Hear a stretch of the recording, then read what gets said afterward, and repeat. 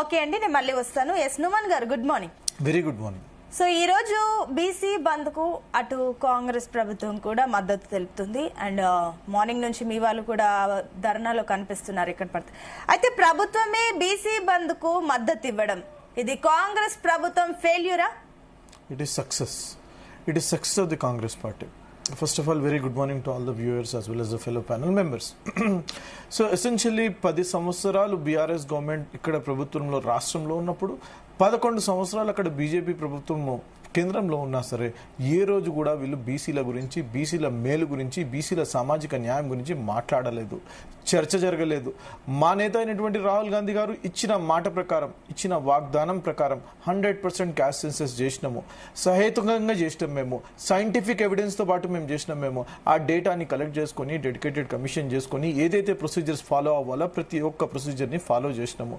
ఏదైతే BJP party ఏమంటుందండి, supreme court judgements ఉన్నాయి, supreme court ఎలో చేయదు 50% కంటే ఆ సీలింగ్ అని చెప్పేసి. That is not what it is. అదొక గైడ్ లైన్ మాత్రమే. దానిని చర్చ ద్వారా, డిస్కషన్ ద్వారా, డిబేట్ ద్వారా మనం లోక్సభలో, రాజ్యసభలో డిస్కషన్ చేసి మనం 100% వాళ్ళకి న్యాయం చేయొచ్చు. కానీ చేసే చిత్తశుద్ధి వాళ్ళకి లేదు. మాకు చిత్తశుద్ధి ఉంది కాబట్టి ఈరోజు మేము తెలంగాణలో అధికారంలో ఉన్నాం కాబట్టి ఇక్కడ చేసినాము. ఈ రోజు మేము చేసిన తర్వాత ఆయన నిద్రపోతున్నటువంటి నరేంద్ర మోదీ గారు నిద్రలేచినాడు. ఆయన నిద్రలేచి దేశం మొత్తం కులగణన చేస్తా అని చెప్పేసి చెప్పినాడు. This is the win of Congress party, this is the win of Rahul Gandhi, this is the win of Revanth Reddy, this is win of Mahesh Kumar Goud. నేనేం చెప్తున్నాను అంటే this is not something which we are working for a political gain. This is for the upliftment of the BCs, upliftment of the empowerment of the BCs గురించి మనం మాట్లాడుతున్నాం. వారికి సామాజిక న్యాయం చేయాలి అని చెప్పేసి మాకు 100% డెడికేషన్ ఉంది కాబట్టే మేము ఈ రోజు చర్చ జరుగుతుంది. ఈరోజు చర్చ కూడా జరిగే పరిస్థితి లేదండి. ఆనాడు ముఖ్యమంత్రి కల్వకుంట్ల చంద్రశేఖరరావు గారు ఏమని చెప్పినండి, ఒక బీసీని ముఖ్యమంత్రిని చేస్తా అని చెప్పేసి చెప్పినాడు. దగుల్బాజీ మాటలు మాట్లాడినాడు. ఏ రోజు కూడా ఆయన బీసీలకు న్యాయం చేసే రకంగా ఆయన చేయలేదు. క్యాస్ట్ సర్వే చేస్తా అని చెప్పినాడు, క్యాస్ట్ సర్వే చేయలేదు. బీసీల కోసం బీసీ డిక్లరేషన్ తీసుకొస్తా అని చెప్పినాడు, బీసీల కోసం చేయలేదు. బీసీ బంధు ఎంతమందికి బెనిఫిషరీలు ఉన్నారో ఒక్కసారి లెక్క తెలియండి. నేను అనేది ఏంటంటే వాక్ ద టాక్ ఉండాలి. మనం ఏం మాట్లాడుతున్నామో దానిని అమలు చేయాలి. 100% అమలు చేయలేకపోతే మెజారిటీ ఎంతవరకు మనం శ్రమించి మనం అమలు చేస్తున్నామో ప్రజలు చూస్తూ ఉంటారు. మేము మాట ఇచ్చినాం కాబట్టి వాళ్ళ గురించి చిత్తశుద్ధి లేదండి. వాళ్ళని ప్రజలు విశ్వసించరు, వాళ్ళని నమ్మరు. వారేదో దగుల్బాజీ మాటలు, డ్రామాలు 10 సంవత్సరాలు ఉన్నారు. ఏం చేసిండ్రు నేను అడుగుతున్నా. నేను క్యాస్ట్ సర్వే మీరు ఎందుకు చేయలేదండి? అది మీ చేతుల్లో ఉండే కదండి. మీ చేతుల్లో ఉన్న దాన్ని కూడా మీరు సర్వే చేయకుండా, డేటా తెలియకుండా, లెక్క తెలియకుండా బీసీలు ఎంతమంది ఉన్నారని మీరు లెక్క తెలియలేదండి. ఇట్ ఈస్ ద ఏకైక పార్టీ కాంగ్రెస్ పార్టీ. నేను అనేది ఏంటంటే this is the win of the BCs, this is the win of the Congress party.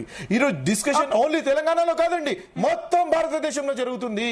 ఈ రోజు ఓబీసీగా చెప్పుకుంటున్నటువంటి నరేంద్ర మోదీ గారికి ఆయనకి నిజంగా చిత్తశుద్ధి ఉంటే he has to call for special session in the parliament. Special session ని పిలిచి అక్కడ లోక్సభలో, రాజ్యసభలో డిస్కషన్ చేసిన తర్వాత ఎంత టైం పడుతుందండి? ఎంత టైం పడుతుందండి? నిజంగా వాళ్ళకి చిత్తశుద్ధి ఉంటే ఇట్ టేక్స్ హార్డ్లీ 1 సెషన్. ఒక్క సెషన్ లో దీన్ని తేల్చండి. వాళ్ళు తేల్చరు. ఎందుకు అని అంటే వాళ్ళకి బీసీల మీద కపట ప్రేమ, వాళ్ళకి బీసీలు అంటే ద్వేషం. బీసీలు ఫస్ట్ రాజేందర్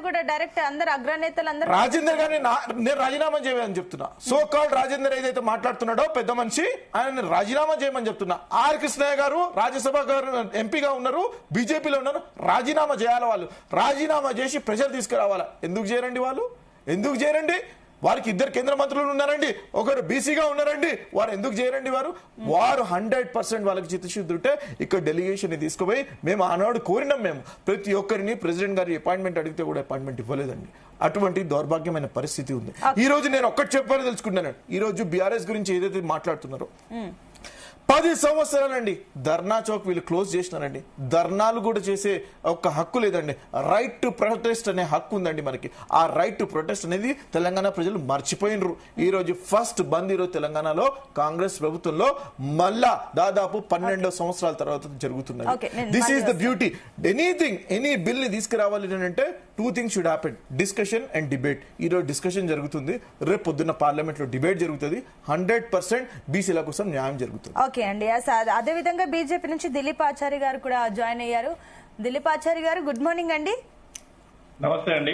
సో ఏదైతే ఈ రోజు బంద్ కు సంబంధించి అటు కాంగ్రెస్ ప్రభుత్వమే కాదు అటు బీసీలకు మద్దతుగా అటు బీజేపీ నుంచి కూడా అగ్రనేతలందరూ కూడా వచ్చేసి మద్దతు తెలుపుతున్నారు. ఇందాక రాజేందర్ మాట్లాడారు. అండ్ ఇందాక నుమన్ గారు చెప్పినట్లు కూడా ఏదైతే ఆర్ కృష్ణయ్య నాయకత్వంలో కూడా ఇదేదైతే బంద్ జరుగుతుందో కూడా ఆయన రాజ్యసభ ఎంపీ, ఆయనకు సంబంధించి ఆయన ఉండగా కూడా ఇంతవరకు బీసీలకు మద్దతు కావాలి, లైక్ రిజర్వేషన్ కావాలని మాట్లాడడం అంటే ఇది ఒక రకంగా బీజేపీ ఫెయిల్యూర్ అని చెప్పేసి కూడా బయట రకరకాలుగా అంటున్నారు. దానికి ఏం చెప్తారు?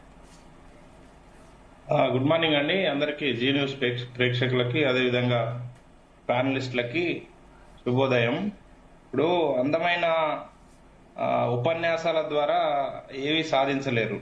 చిత్తశుద్ధి అనేది, నిజాయితీ అనేది తమ ఆచరణ ఎంత సిస్టమేటిక్ గా ఉంది, దాని ద్వారా ఏం ఫలితాలు వచ్చినాయి అనేది చూస్తాము. ఇంతకుముందు కాంగ్రెస్ మిత్రుడు చాలా అందంగా చెప్పిండు, 11 సంవత్సరాలు నరేంద్ర మోడీ గారు అధికారంలో ఉన్నారు, బీసీలకు ఏం జరగలేదు అని చెప్పి. విషయం మర్చిపోయిండ్రు. వారు 60 సంవత్సరాలు అన్నా మళ్ళా 60 సంవత్సరాల గురించి మాట్లాడకండి అన్న. 11 సంవత్సరాలు మీరేం చేసిండ్రో దాని గురించి మాట్లాడండి. మీరు మాట్లాడితే అక్కడ 1947 కి పోతారు. దాని గురించి మాట్లాడకండి. 11 సంవత్సరాలు మీరు అధికారంలో ఉన్నారు, మీరేం చేసిండ్రో దాని గురించి మాట్లాడండి. పండిట్ జవహర్లాల్ నెహ్రూ, ఇందిరాగాంధీ, వీరి గురించి మీరు మాట్లాడే నైతిక హక్కు కూడా మీకు లేదు. మీరు 11 సంవత్సరాలు ఏం చేసిండ్రో దాని గురించి మాట్లాడండి. సారీ మిమ్మల్ని ఇంటరప్ట్ చేసి